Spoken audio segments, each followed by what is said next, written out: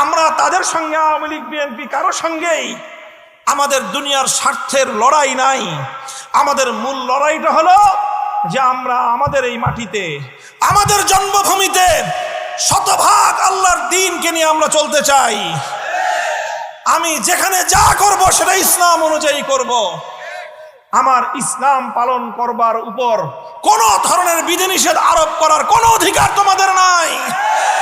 আর আমার ইসলাম পালন করবার ক্ষেত্রে যদি কোথাও কোনো বাধা প্রদান করবার কোনো পরিবেশ আমরা দেখি, সেই বাধাকে ভেঙে গুড়িয়ে দেওয়ার জন্য যা করতে হয় সেটাই আমরা করব, সেটাই আমরা করব ইনশাআল্লাহ। এই জায়গাটা হলো মূল কথা আমাদের, এই জায়গাটা আমাদের মূল কথা।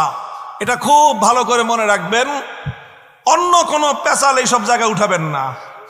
যখনই আমরা ঈমান এবং কুফরির আলোচনা